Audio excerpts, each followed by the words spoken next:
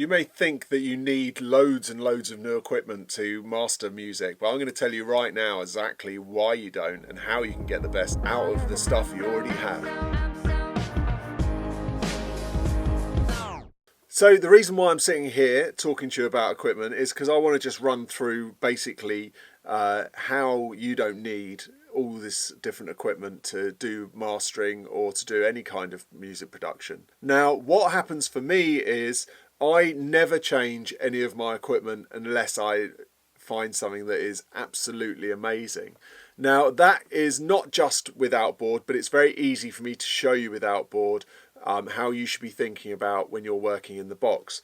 Because I have certain compressors and EQs and things that I like to use and things in the desk, and this is why I only have a 1U wide desk and 119-inch wide desk, is because I don't want gaps, because what the gaps do is I'm going to want to fill that with more equipment, and then that's going to make me want to try other things and do more things, and that's not going to make me better at mastering. That's just going to make me have more equipment. So what I try and do is never change the equipment that I've got, but use that equipment in the best way possible to get the result that I need. Now, I'm never ever, and no one is ever, going to have every single flavour or every possible scenario that you're going to want, or be able to learn that and know how that fits with all the other bits of equipment and how those flavours blend to then get a sound. So the only way you're going to get a good mastered sound is by using the equipment you've got and knowing how that works, and then using that every day to then a combination of all those flavours then gives you your sound and gives you the sound that you know, that you like,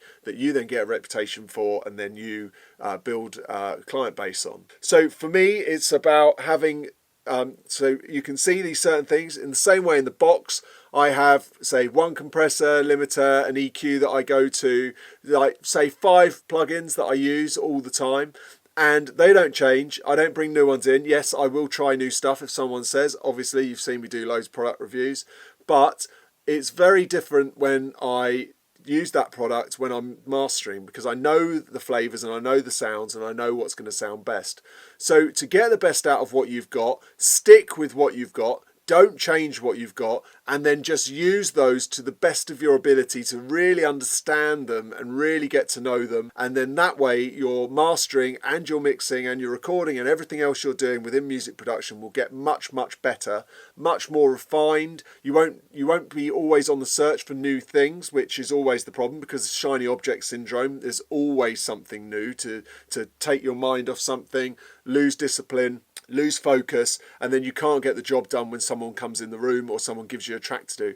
If someone gives you a track to master and they want it back in an hour, you've got to be able to perform that job and know that you can do it and know that you can get it done and it's going to sound great. If you're too busy fannying around with 20 different plugins all the time, 20 is far too many. If you think about it, as I keep saying, back to hardware, it's the same principles with software. Is 5 bits of equipment, you should have enough there to be able to get a really great sounding master. If you look at any of the big mastering engineers, they have hardly any bits of equipment. They're not using a lot of plugins. It's 1, 2, 3, 4, like I say, and then that's it. They know the sound of those. They know the combination. They've worked hard on those bits of equipment to really understand and hear straight away to get the job done. So do the same with what you've got. Stop searching for new things. Just work with what you've got. Even some of the basic stuff that's in Logic and in Pro Tools, the basic EQs these days sound pretty good. You will get a result. Stop searching for new stuff. So I hope that's helped you in some way. If you like this content, then please make sure you subscribe and like the video. If you want any advice or have any questions, please let me know in the comments. More than happy to answer. If you like anything to do with audio, if you like to learn new things about audio, if you want discounts on equipment and plugins,